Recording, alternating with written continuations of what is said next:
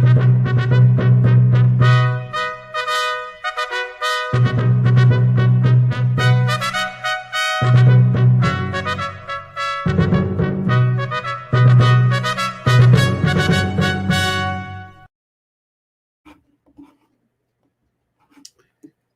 there, and good evening, and welcome to Quads Get Gold.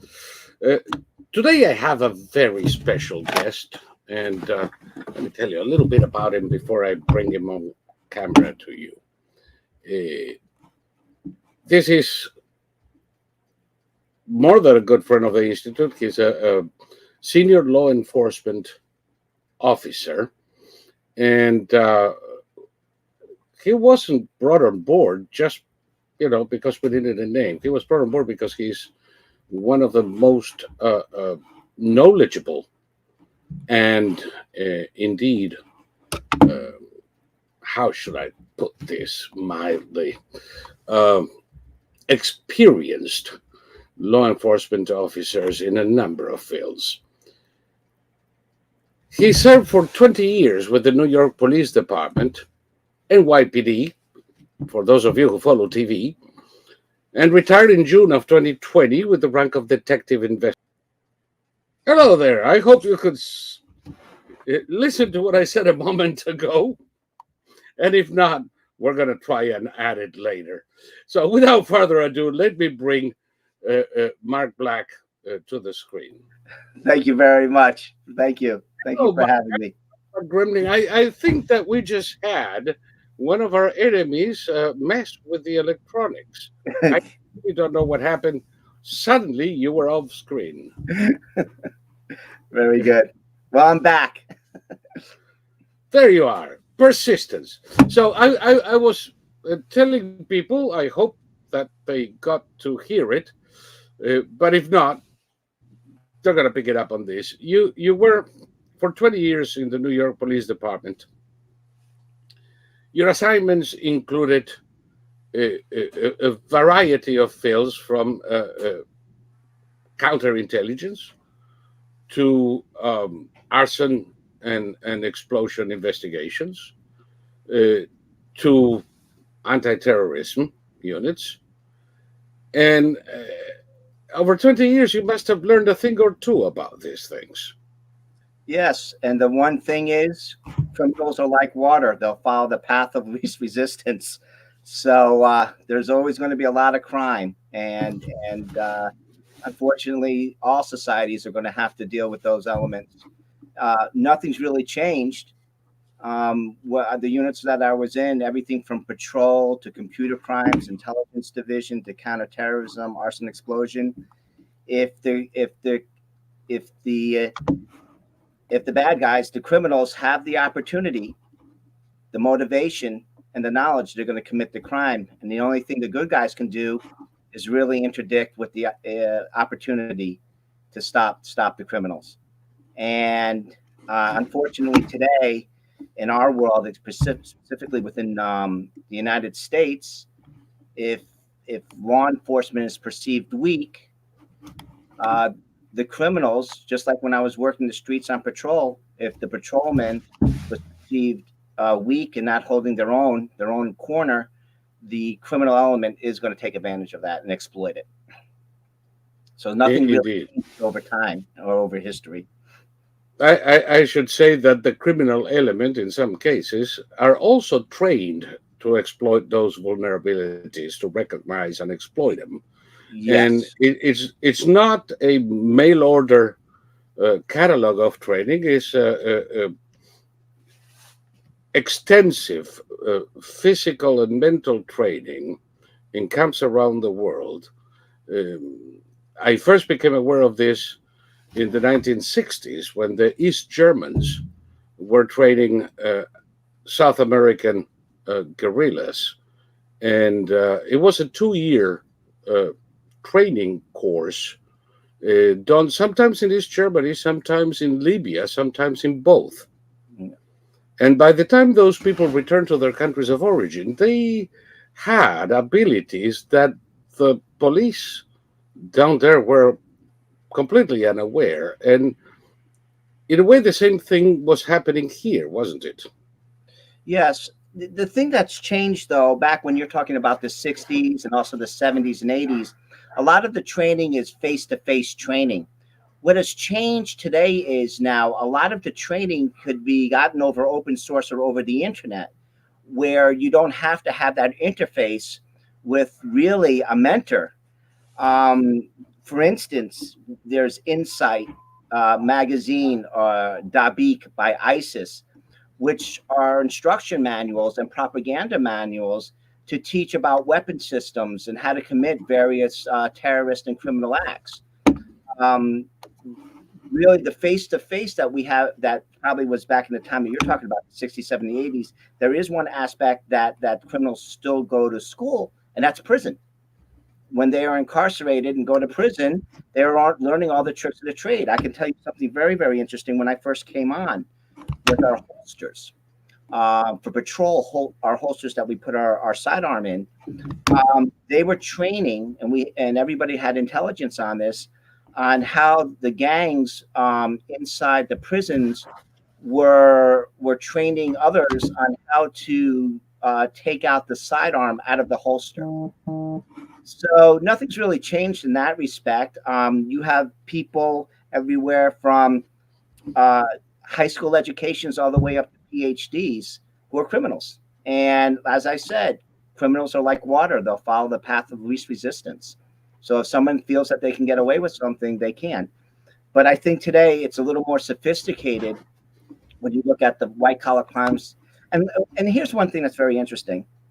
When you look at terrorist groups or international crime syndicates, they're run like Fortune 500 companies. You know, they have the CEO, the COO, the CFO, logistics, everything that you need to run an operation. So when you really compare these international organizations, that they have structures just like corporations, and they have the very defined missions within each department to carry out the crime. Uh, by the way, now that we are getting into subject, let me say something that I forgot to say with a little glitch at the beginning. To all our viewers out there, please remember that we are doing this series of programs as a means to both inform as to the activities of the Gold Institute for International Strategy and the quality of our fellows. And I promised Ellie we would raise some funds for the Institute doing this. So please don't make a liar out of me, and do make contributions directly to the Institute. Down there in the description, both on YouTube and Odyssey, you will find a donor box link directly to the Institute. It is a 401c3 nonprofit, so it is tax deductible. To the extent permitted by law, mind you, with 87,000 new IRS agents, you don't want to push it.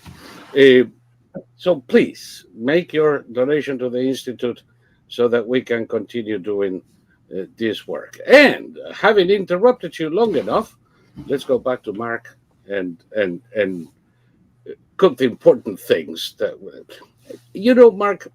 I'm fascinated in many ways, um, and we're going to get to what I think is the most important subject today, which is the exodus in law enforcement around the country, not only NYPD, its origins and the effects which we are beginning to feel. Uh, and we're going to feel that, especially in our war with terrorists. I don't like the appellative of war on terror because that's like waging war on a tactic. It doesn't identify the enemy, it doesn't identify its ideology. But we can say that several organizations around the world, some state sponsored, are using terrorism as a tactic to undermine uh, not just the US, but Western civilization and the countries they live in. And what is going on with law enforcement is going to have a very deleterious effect on our ability to combat that, to anticipate. Uh, We just got information, partial so far, that the FBI was able to stop a plot to kill John Bolton, and apparently also uh, a couple of cabinet members in the previous administration as revenge for the death of Qasem Soleimani. Now, the fact that we are trying to make friends and offering money by the boatload to the very country that is sponsoring these terrorist attacks in the US. The guy who was uh, uh, offering money to kill American officials in the US is a member of the Iranian Revolutionary Guard. What happens if we don't have enough trained officers with this type of Hello? activity?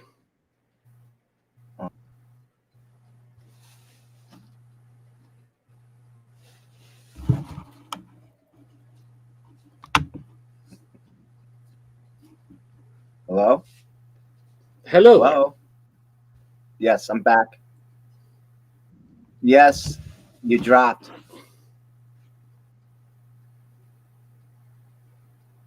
I can see you clear from here and hear you. Hello? Are you having internet problems on your end? Yes, he was. Okay, we're going to have to wait for a moment, and hopefully, Mark will be able to get back in. Let's see.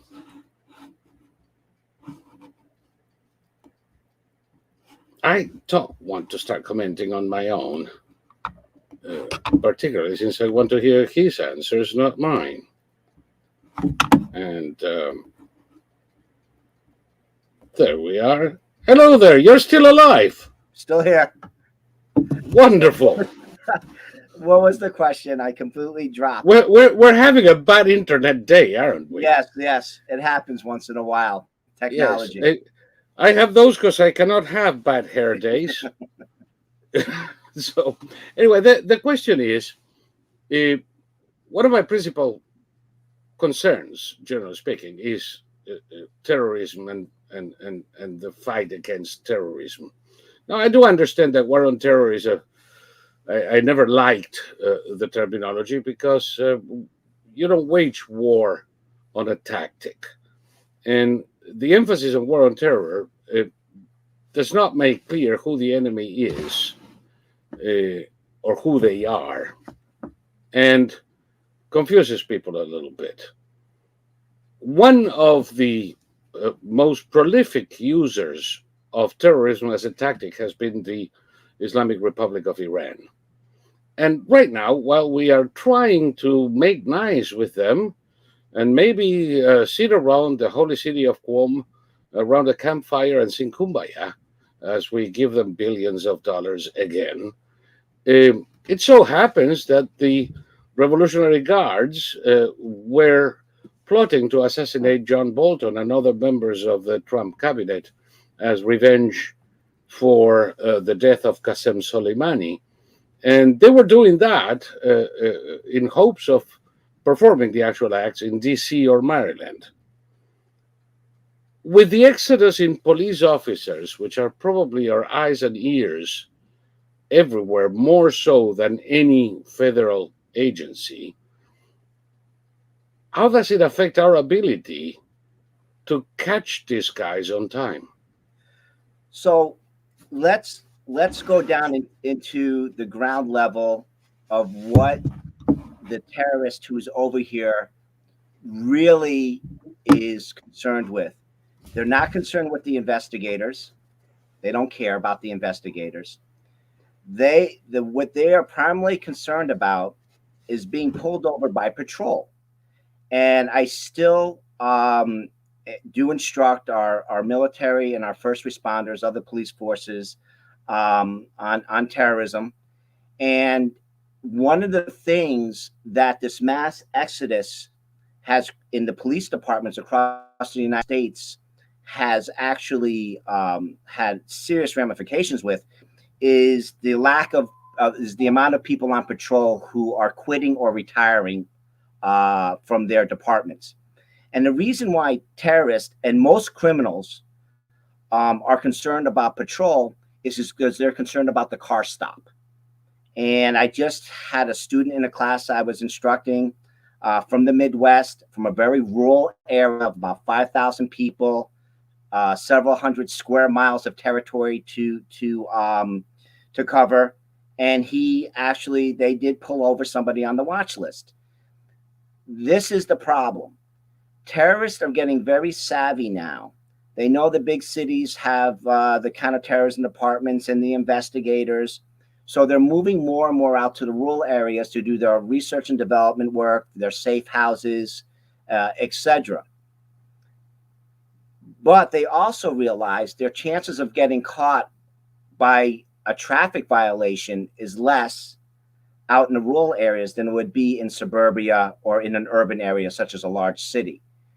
So that is one of law enforcement's major challenges now, is losing the backbone of policing, which is patrol. There is a difference between law enforcement and policing. Policing is local. In a police department, you can have people do traffic conditions. You can have police do a foot patrol. Where it gets into law enforcement is something along like what our federal law enforcement agencies does. And most departments, they do have within policing, they have law enforcement that ends up being their detective bureaus or detective departments. So, but it's the policing, the backbone of every police department in the United States, where the terrorists are really concerned with. Having that interaction of somebody on a foot patrol stopping them for something or in a car for a violation. The other thing is, with the mass exodus of police across the United States, is one that began with the defund the police movement. The defund the police movement was never about physically taking money away. Yeah, that was a little bit, but not really. It was actually reducing the manpower in these police departments across the United States, and they actually have succeeded. The problem with that is when you lose senior police and senior law enforcement in these departments, you're losing mentorship. And mentorship is so important. A lot of people think mentorships are just for the rookies coming onto the departments, but you can be a mentor in a very specialized unit. Like I was in the Arson Explosion unit. There were people there who had way over 15 or 20 years who I need. And at the time I had maybe about 12 years on, I needed a mentor to show me the ropes. So even for your homicide squads, your financial crime squads, what I also did was I investigated crimes when I was in computer crimes of exploited children who were raped. You know, that mentorship is gone. So that means you're not going to have the experience. You're not going to have the vocational knowledge that is going to be transferred to another generation of law enforcement or police. And this is a very sad state. And this will take years and years for departments to recover from. It's not something. It takes a generation. More than a How generation. many officers have left the New York Police Department in the last couple of Well, years? this is funny. It depends where you're looking. And I'm not in the know of the actual raw numbers, but it wouldn't surprise me if, let me put it, thousands have left. And how? When the police departments say, at least NYPD says 2,000 police departments, 2,000 members of the service, MOS, are leaving this month, and another 1,500 are leaving next month. What people don't realize is those are people who put in their paperwork to retire. But, and here's what the people who accumulate a lot of time on the books have to burn that time. right? Yes. And they could have built up time one day to a couple of years, but they're considered active. And here's another thing about that. Right. If you're still on the books, but you're not going to work every day, but you're considered active because you're burning up time that you accumulated. If you're in a, let's say, Yeah. hypothetically, a squad Yeah. of 20 You're talking about vacation time, medical vacation time days or off earned that were time not because taken. you, yeah, because you couldn't go home and you couldn't take it in cash, so you took it in time. They give you time and as time and a half. So it builds up in some of these units that are working around the clock, like your narcotics units or a homicide unit or units that I came from. What happens is you're still on the books, but you're still considered active. Now, here's one other thing about these numbers that are thrown out there. Let's say hypothetically you have a detective squad of 20 people in the squad. 5 people are actually working there day in and day out. One person may be on medical, they're injured. If all the rest are out burning up time, the only person that's really seen that's out is that person on medical. So it's hard Wow. from a budgeting perspective if that CO, commanding officer of that unit, needs to bring somebody in, because when people look, they say, "Oh, but you have 19 people and one is injured, one's on medical." Well, until people actually physically hand in their paperwork, they're still considered active. So who knows what the true number is, at least with the quote So NYPD. the problem is much bigger than what is publicized. Then. Yes, and then here's another thing. I came on board, and the people before me came on board with huge academy classes, 3,000 in the class, 2,000 in the class. Now they're doing, and they have been doing past several years, maybe 300, 400. So when it comes up to retirement, you're not getting trickles. You are getting a large amount of people going down to the pension section at one time. And I'm speaking about New York City. I don't know how it is in other parts of the United States, but just from Yes. our department, because I have friends who are retiring all the time. And they're very backed up in the pension system to handle the volume of people who are vesting out, quitting, or who actually put in their time and said, "I had enough. I was going to stay a few extra years, but I'm out." Yeah. So that there goes It's your interesting. base. I know that Minneapolis is very much the same scenario, and other parts in the country, even in small towns. Now, and it worries me. I think you put the finger in the problem when you say that the purpose of the defund the police movement, which is still going on, which is still very much pushed around the country, has more to do with reducing the number of police and in some cases even eliminating it. A proposal failed in Minneapolis to replace police officers with social workers.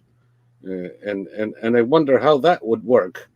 Um, my experience, far more limited than yours, with friends in the forces, is that the largest amount of confrontations actually happened in domestic disputes. Yes. And a police officer answers a domestic dispute in a low income housing unit, and next thing you know, there are people shooting at them. How would that work with social workers? Well, the two uh, the two most challenging environments for a police officer to go into are domestic disputes and car stops, because Yep. the unknown is way you always have to be on guard. Domestic disputes can happen in any social economic background, and it can involve anything from children all the way up to the grandparents and teenagers and husband and wives, and it's very, very dangerous. Social workers, here's the thing. It sounds great on paper, but practicality, it won't work, because the moment the call goes in, especially if there's domestic violence, you have to be there very, very quick to interdict, to stop the violence. The time the social workers turn up on the scene, it would be too late. The other thing is, I have yet to be in. I've responded to domestic violence incidents. I've yet to be at one that is not or has was not violent. E- Um, and same thing with car stops. Car stops, you never know what you're going to have in the car. You don't know what you're stopping. You don't know if it's just someone who could be just having a medical condition, all the way up to someone who's just committed a crime, all the way up to someone who's just evading the law, or someone who just doesn't have a driver's license, for that matter, and was suspended and then ends up in a high speed chase. You don't know what you have. No. So I don't see how having people social workers, unless they're going to ride around and answer every single dispute or every single radio call with the police officers. It's just not practical. And here's another thing which a lot of society doesn't understand: police officers are not social workers. We are not social workers. That is not the job of law enforcement. But that being said, a good patrol officer, a good detective, knows how to use their language skills to get Yes. compliance. Of course, if compliance isn't gotten, there's a force matrix that's used. But most talented police officers and detectives will have the gift of gab, will know how to reduce the To volatility in an de-escalate the environment. situation. Exactly. Um, and most officers do have some of that training, particularly detectives. When we have to do interview and interrogation training, most departments have that. You learn how to interface and how to build in a very short amount of time an interpersonal relationship with the perpetrator. You need to do that in order for the perpetrator to open up to you during the interview or during the interrogation. And you have to be very open minded. If you're a good detective, you're going to be very open minded to everybody on the street, because you don't know who's going to be giving you the information that's going to crack open the case. So you have to know how to communicate with people, because investigators are selling the best commodity of all. We sell time. And that's what we're doing. We're selling time for people to go into the judicial system, have their day in court, and if they're convicted, they're going to prison to do time. So this is another Right. thing that is happening within police departments. When you lose your mentors and you lose your seasoned members of the service, there's no one really to teach this anymore. Policing and law enforcement, it's a vocation. I don't think you can learn uh, Right. the ability to create a rapport with somebody who starts in a very antagonic way in a classroom. You have to see it in action. You have to work with people who know how to do it, and over time absorb it. I don't think you can teach a rookie in a classroom how to de-escalate a violent situation You give just by them showing them a few graphs on a blackboard. Right. You give them the basics of what they can expect being on the streets. But within policing, as you said, it's going to be hands-on. And it's going to be the older people who have the experience on the job who are really going to be the teachers on the street. Hmm. And that's what's going to be missing. That is what is missing right now in many departments, which by the way, will have a very adverse effect on conviction. If you don't have people trained the correct way and mentored the correct way, you don't want the bad guys to get off on a technicality. Right. And if you have people on the street without the ability to elicit information, you have no case to give to a DA. Correct. Okay? Correct. And here's another thing that's very interesting. If I can just add, this whole thing about the DAs today, and a lot of at least in New York, but a lot of other cities, of the no bail, all these radical justice reforms, criminal justice reforms. You know, I had good relationships with the agencies. Those are the people who are in the courts day in and day out. And what you're seeing is a lot of these good people are leaving. You think the police are leaving?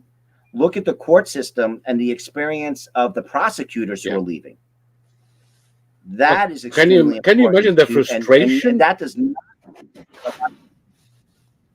Can you imagine the frustration among lawyers in a district attorney's office who see criminals freed day in and day out that they know should be in jail and could put in jail, but for political reasons, their hands are tied.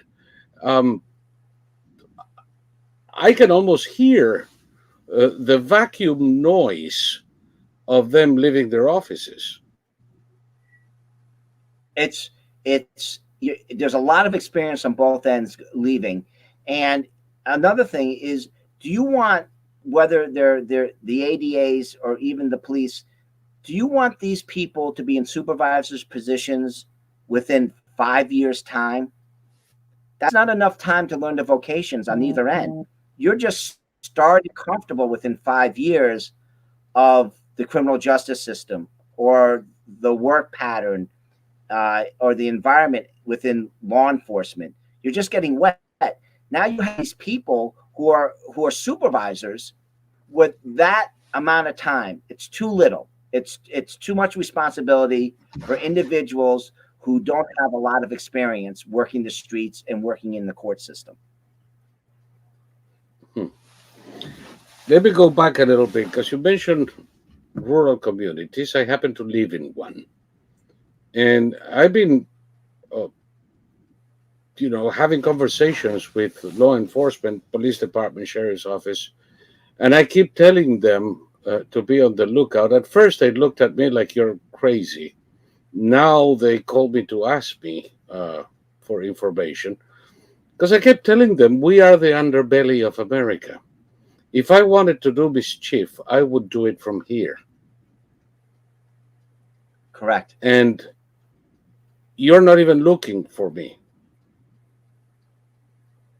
Is that everywhere? What I see in my rural community, is it still the case? Rural communities have historically had a problem, or have a challenge, not a problem, a challenge of hiring police officers. Yes, they do. One of the things in a rural community is you're definitely one individual in a patrol car covering a lot of square miles. So you have to be able to Yes. handle yourself. In a city environment, if I have to get on the radio and call for help, people are coming out of all over the woodwork. I mean, all over. There, if you're calling for help, you're on your own. And on your own could be 20 minutes, 30 minutes in some areas. Oh, I'm not going to tell you where it is, but it's an area the size of Manhattan with 15 cops and 5 cars. Yes. So, and here's another thing that is greatly neglected in the rural communities, which they are going to have to get up to speed very, very quickly. They need the same, if not more, training than they do in the big cities, in big urban Yes. areas. I'm not just talking about the basic training or the academy training coming out and then to what the firearms training, all this stuff that seems very sexy. I'm talking about there's the terrorists now know that if they want to set up shop, they will go to the rural communities because of the likelihood of being caught. The probability is less. So the other things are logistics. They will travel through rural communities because the chances of a car stop happening are less. Yep. As long as you stay under the speed limit. As long as you're staying around this, yeah, Speed exactly. traps are more common. Speed traps are more common, particularly if you happen to be in Virginia or Yes. Delaware. But as long And as you stay under the speed limit, I don't think there is a chance of being stopped. no, you need probable cause to stop. And the other thing is they have to get up to speed of just about every type of crime that you can think of in a big city.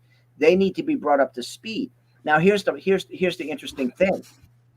because of the changing environment, and I have police officers, as I mentioned, I instruct. A lot of people are leaving the Northeast, right, or California, and Yep. that's not going to North Carolina, Georgia, or Florida.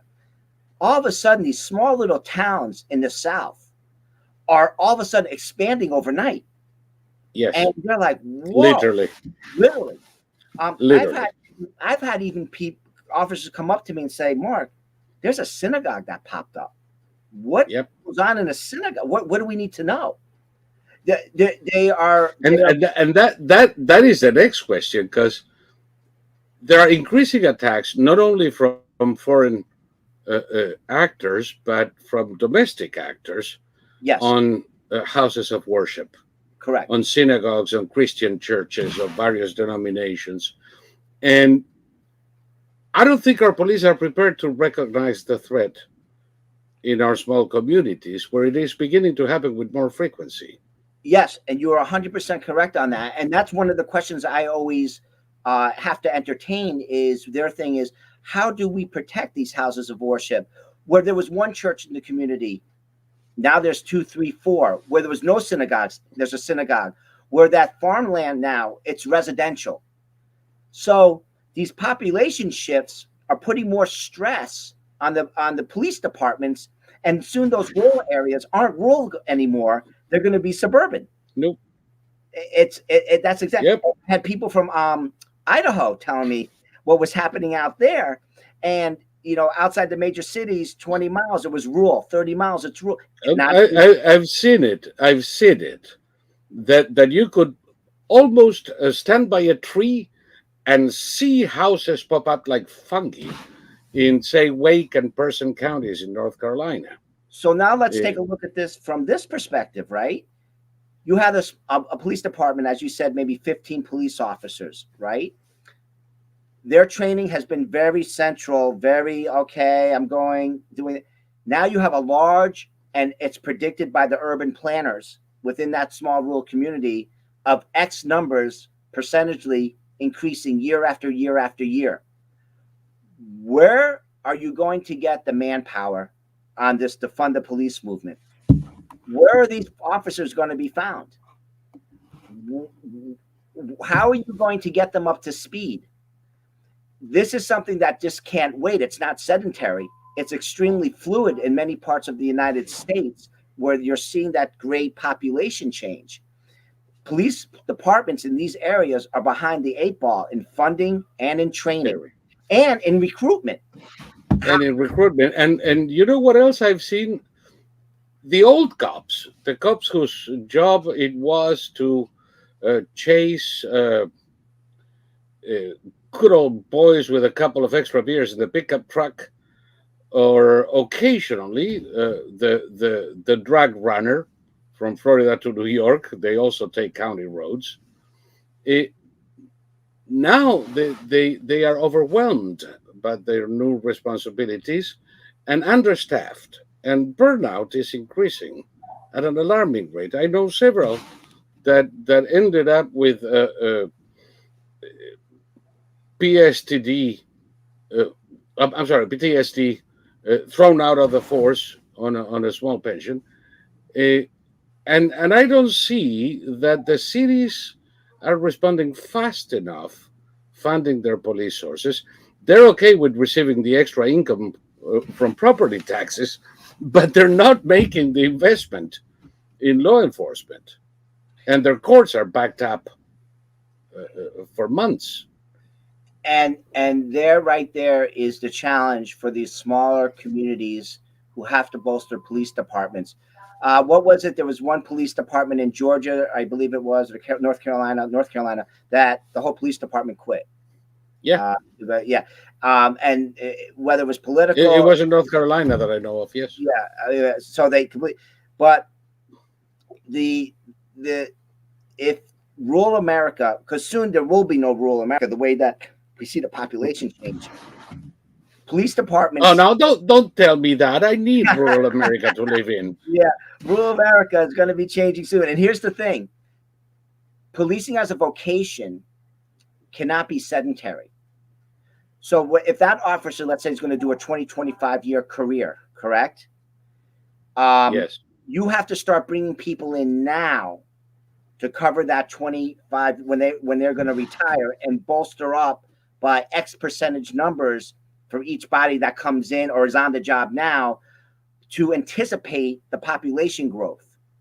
Because with population growth comes a wide variety of maybe crimes that weren't in that community that now will start to appear in the community with more frequency.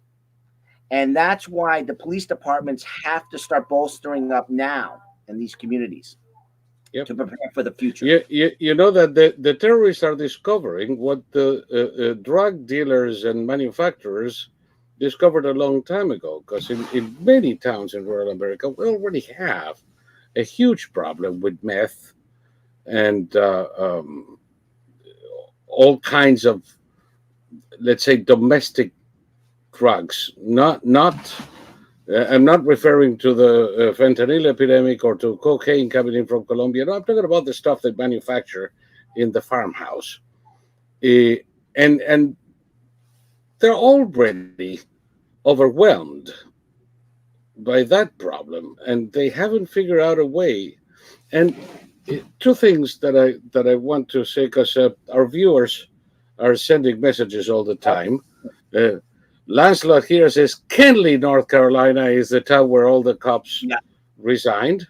Probably he's nearby. And a wonderful gal, Joanne from Oklahoma, was asking, how can the small police departments in rural America access the training and information that they need? Now, I know that you travel the country training police departments or corporations on all sorts of things, from how to protect their executives when they're traveling, to how to protect security of their office buildings or residences, and to police departments as well. Yes. Um, so I would venture to say that you and people like you are one possible solution. Right. Let me show people something here briefly. This is your Correct. website, Yes. and people can go there. Let me see if I can show them how it looks, and have an idea of the many things that you can do. With the proviso, well, this is not a paid commercial, Right. uh, No. uh, and there are others as well. This is just for information since they asked. Um, And the challenge is with small police departments, what happens with small police departments, and now is even happening more with larger police departments, is even the training is very, here's what's happening with respect to training. You can't take somebody off the roster to go train if you can't have somebody fill that patrol car or the radio runs. right, And now with a lot of departments losing manpower, it's becoming harder and harder to train unless it's something that absolutely has to be done. For instance, firearms training. You have to get that done once or twice a year. So yes, the thing is, these smaller departments have to become very flexible in allowing people such as myself or other organizations come to them and provide the training. The other thing is with the training, for instance, in New York City, we don't have a lot of people who cook meth because first it stinks, it could blow up. You need it's rural America is perfect for it. We see it all the time. I know. Um, you know, I've seen people. I'm usually try to keep my eyes open. I've seen the parents of a little girl, classmate of one of my children, uh, and the next week the two are in court, and their house. Fortunately, I never let my kid go there. Uh, had a meth lab in the basement, right. It's and very every now and then one of these go up in smoke. that's very common with when you're cooking that they actually explode. I mean, one of the things that when right before I was leaving NYPD, was the artificial marijuana. It actually took out whole homes. It just blew everything Yes. up. Um, the thing about going back to the training for rural America and suburbia is that a lot of times they don't have the exposure to many different types of crimes now, present day. So what you want to do while you have a while time is still on your side, Yep. start to train up on the crimes that will be coming because of the population increases. For instance, get your counterterrorism training. You already have the narcotics training. A lot of people that I know in rural America, police forces because of the meth, right? Um, Trafficking. A lot of traffickers go through rural America once again because the criminals want the path of least resistance. So we king the crimes. A lot of these smaller departments don't have anybody who does computer crimes. They should now start to get that because believe it or not, there's one thing that runs through all crimes: computers, technology. Hmm. Bad guys need their money through the computer system, follow the money. Bad guys need to communicate through the cell phone or through the computers. So having and getting those people uh, up to speed on or computer technology type of crimes or technology crimes is very, very important. The other thing is to get them with their get them comfortable working with neighboring counties as much as possible. That is very important. We see a lot of times that in rural communities they might train once a year. They need to increase the training. So if they do have a severity incident, they already know the players, but they can start practicing on a specific type of scenario, get it down. So when they do have to call in mutual assistance from various departments, they have it already. Getting them up to speed. Gangs, gangs are going to become very, very big soon. Yes. It already is in suburbia, but in rural America. Um, and the reason is this: what has changed, for instance, is a lot of gangs know that they can buy $1 million home in a very wealthy area. And they do this to sell narcotics out of. Yeah. Why? The kids there have the money to buy, the kids have a car, and the kids have a phone. They don't have to come into the cities anymore and buy their drugs and leave.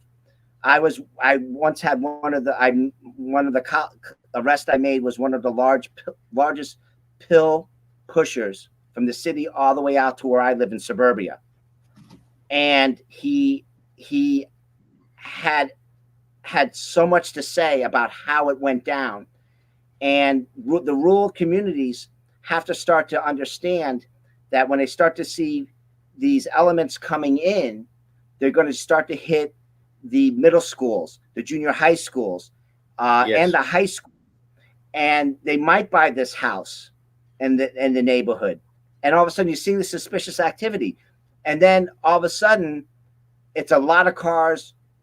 The plates are taken down, coming from all over, but they don't have the manpower to handle this, and they have to call in outside No. resources, which can take some time. They also sometimes I noticed one that I actually called my friends at the police department in the small town because I noticed at 2 a.m. There was this big Escalade that would stop at a corner, and all kinds of cars would come, park right next to them, and 3 seconds, couple of minutes tops, would be leaving, and there's like 15 cars that come. So it doesn't look kosher to me. So I called the cops that usually patrol that area, and they caught him eventually. And what they were doing was having kind of like a food cart of drugs and parking it in different times of town at ungodly hours where they expected there would be, and indeed there weren't any police or witnesses, except for this crazy bearded fellow who was still writing a book and looking out the window. And it's already happening. I could give you a story that happened in my area. I started to see sneakers of different colors on the telephone wires, and Yes. I this is not happening in my area. No, but it's a nice signal system, isn't Yeah, it? I called up one of my friends in gang. I said, I think I'm in the Boogie Down Bronx. I told him the story. He goes, yeah, they're staking out their territory for Yeah. drug sales. So we had to get the police involved. And we are in an upper middle class area, and they were coming right into the area. This is what the law enforcement in these communities have to start to expect more and more and more of. And and also the the the training, which is so important, has to have consistency. It needs to be sustainable within the department. So let me give you an example. If you're going to have training, and we can pick any mantra, we'll say counterterrorism, okay? We'll use that mantra right now. If you're going to have counterterrorism training, it can't be just one and I'm done, because people forget. If you're going to have computer crimes, like when I was in computer crimes, People forget and criminals evolve. right? Like computer crimes, technology evolves all the time. So you have to learn what the new technology is, because the bad guys are using it now. So it has to be ongoing. So when the executives of these communities are looking for budgeting, they have to think about sustainability in the training above and beyond the 1 year outlook. They have to look 3 to 5 years for the budgeting. Now, if they are starting to see that population is starting to increase, then they have the tax revenue to do that. But here's the thing. If that small community is starting to be overrun with crime, it's going to be no different than what's happening here. I live in New York, than what's happening in New York City and the suburbs of New York. People will get up and go, because the Yeah. only thing that police can definitely do, if you're a politician, if you have good quality of life, that means you have a stable tax base. Yes. And if you have a Yeah. stable tax base, you attract good people into the community, good businesses into the community. The moment you lose your tax foundation, you've lost everything. And you can look at Yeah. New York, suburban Oh, areas. then they start the death spiral of overtaxing those who remain at the wazoo, and then they leave, and you have an ever fleeing tax base, and you keep increasing it, and it's a spiral that leads to Detroit converting entire city blocks back into farmland. Exactly. I remember when I went to NYU. Speaking of New York, Washington Square was a drug supermarket. You could find anything your fancy required, and you had the guys. Sometimes, it, it, it, it made me laugh on occasion because you'd be walking down the square. They were usually in Well, the south you there? west corner. They were usually in the southwest corner, and but occasionally they'll take a foray into the other areas where musicians or comedians were, and they would open the jacket and they'd have all of the stuff hanging inside, so, sin semilla, and it was like street vendors, and it was nothing, and it's Yeah. still, it was a safe park, but it was nothing compared to, say, Union Square. Union Square was a battlefield between drug gangs, and these guys that were selling in Washington Square went to get additional supplies in Union Square, until eventually the city kind of like raised Union Square, redesigned it so that it could be observable from the street, and there were not that many places to hide. They changed even the entrances to the subway into glass ones that looked like Paris, And they cleaned it up with proper patrolling, and redesigned it, the same thing they did in Bryant Park. They turned these places from murder centers and drug centers into places where residents could go and enjoy life, and that in turn brought more residents to the neighborhood. And all of that area from 14th Street to the Soho became highly fashionable, expensive, Yes. and the tax base went through the roof. Now, because of the additional crime and the lack of policing, Union Square is already a place residents don't want to go to. Correct. It's already dangerous for a woman to be alone there at sunset. Rapes have gone up 30-40%, Yeah. violent attacks 80%. And all of those people who live in $2 million apartments, which dollar apartments because nobody wanted to live in that shithole. Yeah. Yeah. Now there are $2 million apartments paying oodles in taxes, and people cannot sell them fast enough to get out of there. And then the tax base shrinks. They have no money to increase the size and effectiveness of policing. And it goes into a death spiral until it touches bottom. And then some artist is going to buy one of those $2 million apartments for $10,000 and start all over again.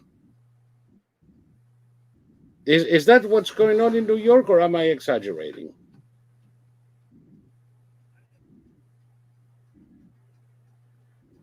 And Yeah. So what you're talking about when you were around and the way they cleaned it up was something called crime prevention um, through environmental design, SEPTED, crime prevention through yes, environmental design, which deals what has to do with the broken glass theory.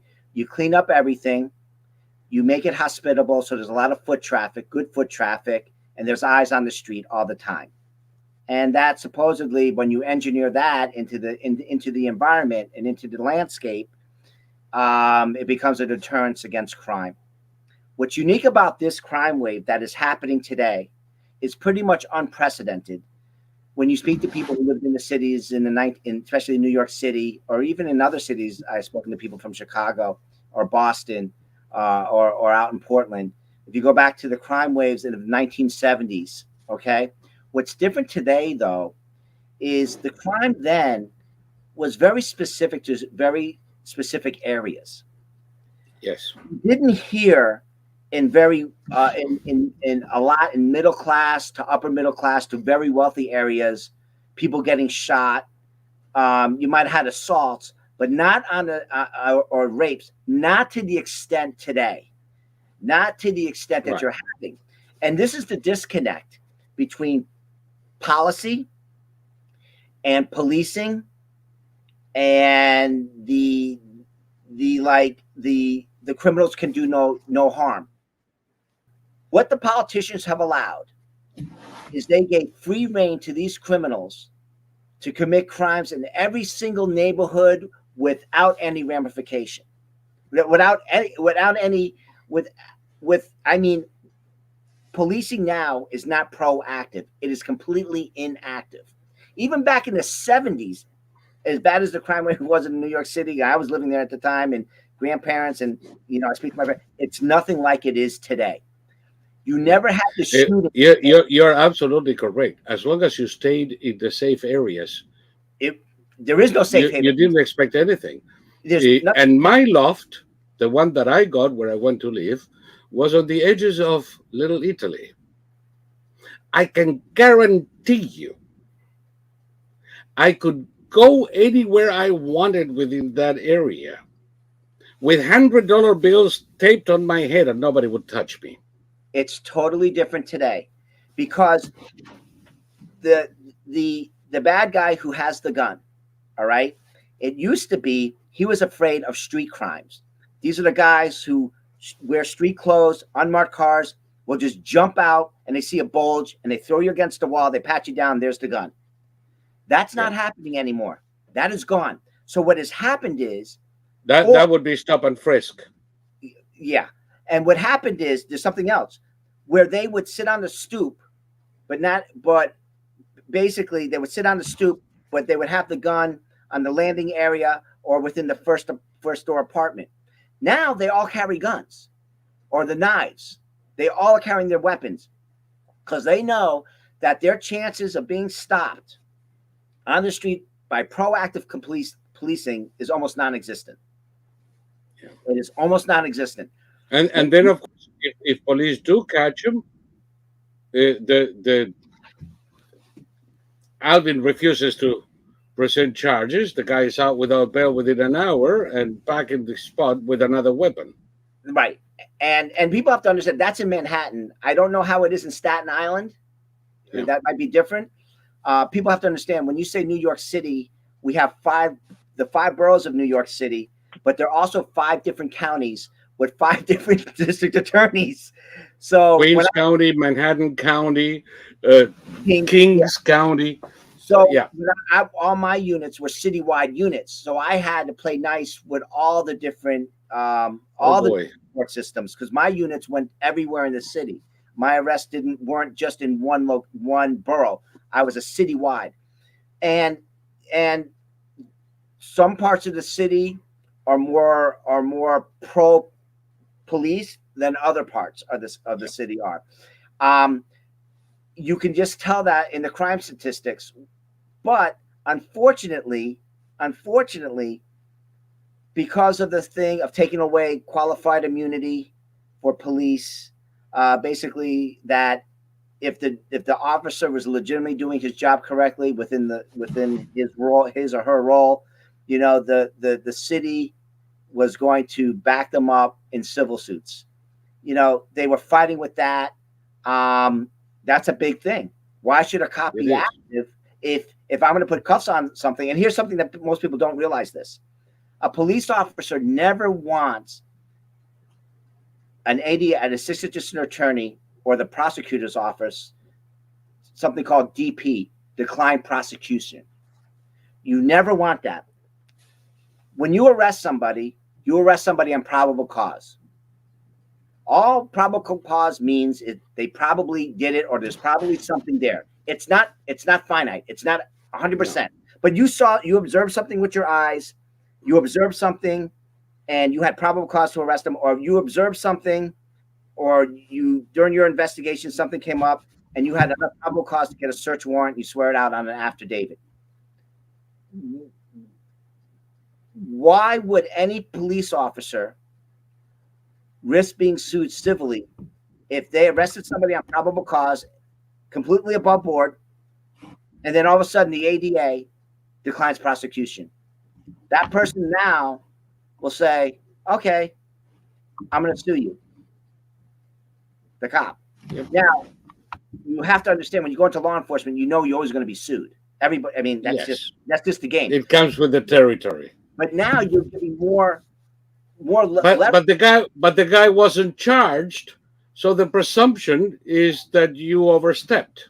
Well, you're charging them with the crime. You're charging them because they got arrested. Yeah, being charged. The thing is, the prosecutor's office is declining to prosecute. Is declining. I'm sorry, that's what I meant. Declining to prosecute. The prosecutor declined, so you were exaggerating. You made it up. They can make that case. Yeah. So why, as a police officer, would I open myself up to that sort of civil liability? It's not even liability. No, you shouldn't. It's frivolous lawsuits. Yes. And if I don't have the backing of corporation counsel, which is the legal counsel in New York City, I'm sure there's the same in all cities, that if they're not going to back me up. So here, the other thing is, you talk about morale on the street. You have to look at where the systemic problem is.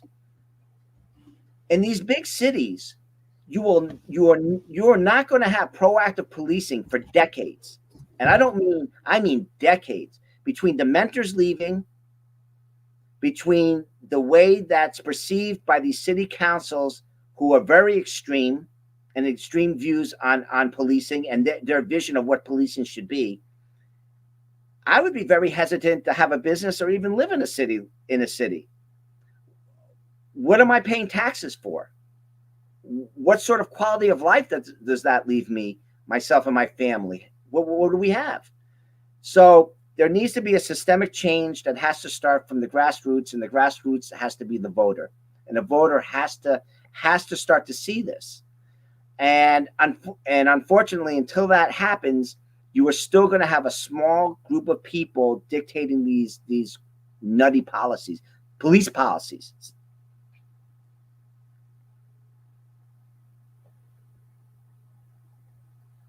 Are you on mute?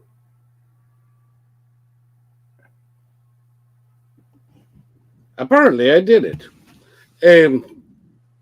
Businesses are already leaving New York, Chicago in droves. I know big insurance companies that used to be based in Wall Street that are now in Des Moines, Iowa. And companies are moving headquarters to Texas, to Florida. That also further undercuts the tax base in New York. So whatever problems they have now, budgetary wise, it's only going to get worse. And they are going to get to the point of near bankruptcy before it turns around. Because I don't see the city council in New York populated with any kind of luminary that can see this coming. They seem to be wanting to double down on bad policy at every corner. And then you have to ask yourself this, and I laugh with other people who have been in law enforcement for a while. Who would take this job? Nobody. Right away, anybody who's considering become a police officer in one of these major cities should automatically fail the psych exam. And I'll explain the why right now. They don't have a maturity level to understand the dynamics of what is going on.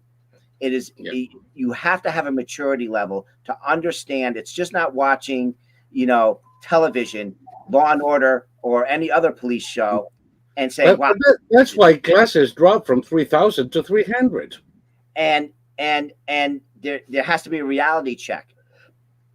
And the thing is, the police departments are paramilitary organizations.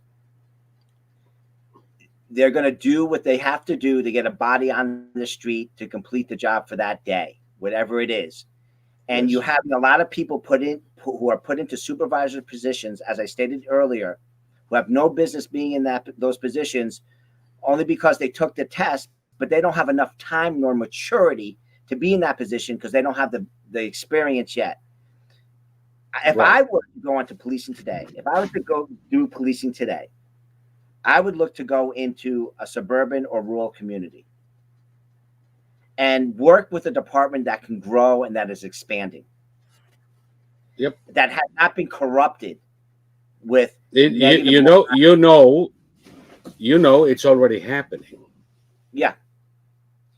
There's a lot of people. There's tons of former officers in New York and in other major cities that are now working in rural America in small towns where they don't have to deal with this crap, at least not yet. Exactly. And they can move up through the ranks, and it's a different type of environment of policing. When I was a police officer, when I was first put onto the streets, I had a foot post. And I wasn't known as Officer Black. I was known as Mark.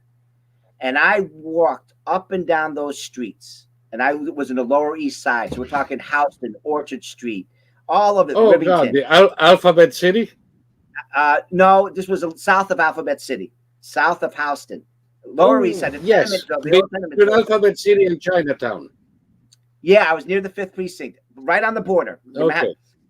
Yeah. And you had some beauties down there. Yeah, and back in my day. Yeah, it's the Lower East Side. I mean, we had everything down there. I had my foot patrol. I didn't mind it, but the thing is, I knew how to communicate with the merchants. There was one incident where I was fighting for my life. 3 perpetrators on me. I got off the call on the radio, but then I had to go to my hands.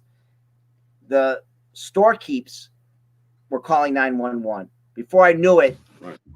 The bum, who I thought was a bum the whole time, was an undercover working the streets. There was cop cars coming from all different directions. That sort of relationship with the community is lost today Yeah. because of these politicians who are putting in these very adverse and very extreme policies for policing. I'm not talking about the judicial system with the fund of police, but with policing, that the police don't want to really interact with the public anymore. At least within New York, Right. they want to be stand back, and that's a shame because I always looked at, and when I was doing investigations or plainclothes work, I looked at the people in the community to help me solve the crime. I looked Right. at them also to have to help me if I needed them. The case in point which I just gave when they called 911. That's a lot. That's lost because everybody's on the defensive now. That is sad. I hate to end it on a sad note, uh, but hopefully I'll get you back because we have a lot more to talk about. A lot more to talk about. Anytime, I I'm would love to come back. Yes, and I've noticed, just in case people missed it, but we always like to, when we speak of problems, bring solutions, and you had, if people would go back a few minutes on this video, uh, a map to get there for rural America, what they need to do.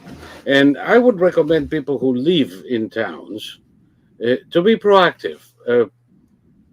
The reason I told you police officers are leaving, are already showing up in police forces in rural America. The latest addition to our police department in my little town is a chap from New Jersey. He was actually uh, West New York, which I don't know why the hell would they name a city West New York in New Jersey. I can't figure that one out. Except that back then the views of New York were amazing. Um, they're already there, but the problems of the big cities are the opportunities for rural America because we have access to an enormous resource of well trained officers, and rather than see them, leave policing altogether with all the mountain of expertise that they have, I think that a small town should go after them with a passion and get that knowledge capital and use it to their advantage as they grow. And who knows, perhaps things will change in cities and will save the knowledge base. And like, say, what happened to NASA when we canceled the shuttle program, that we kicked everybody out, and it's going to be 30 years still before we have fully capable personnel there because we just threw them out. Uh, we kill all of the experience of 40 years of development. And it would be a sad thing if that happened to our police. So maybe we can save that knowledge base uh, by utilizing those officers in rural America where they may not have the same antagonistic relationship that they do now in big cities. Yes. Does that And sound like an idea? no, that's a fantastic idea. And the thing that people have to realize, it's not, you know, I wouldn't say myself that I'm an expert. Say an expert, that means you don't want to learn anymore.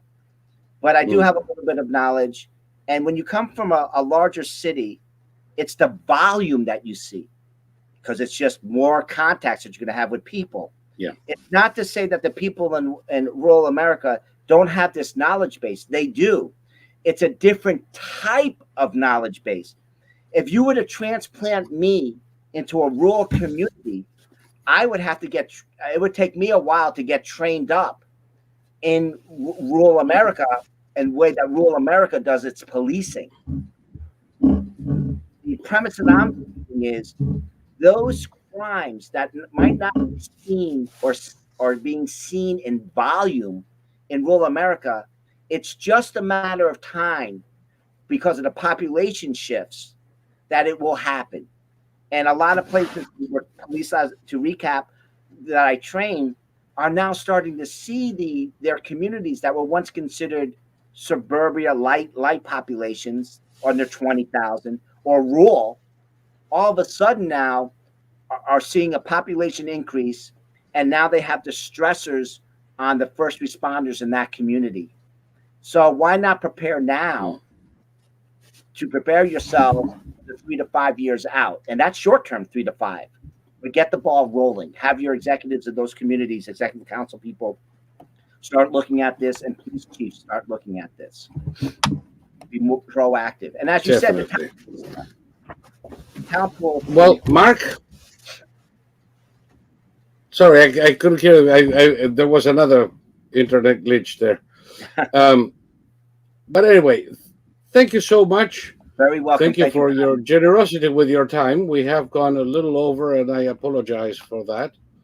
Uh, but then again, I could go for another hour easily. Um, Love to learn new stuff. Uh, Thank you so much. Thank you for the work you do. Thank you. Thank you for spreading your expertise, though you may not like the term, uh, around and making communities better around the country and people safer.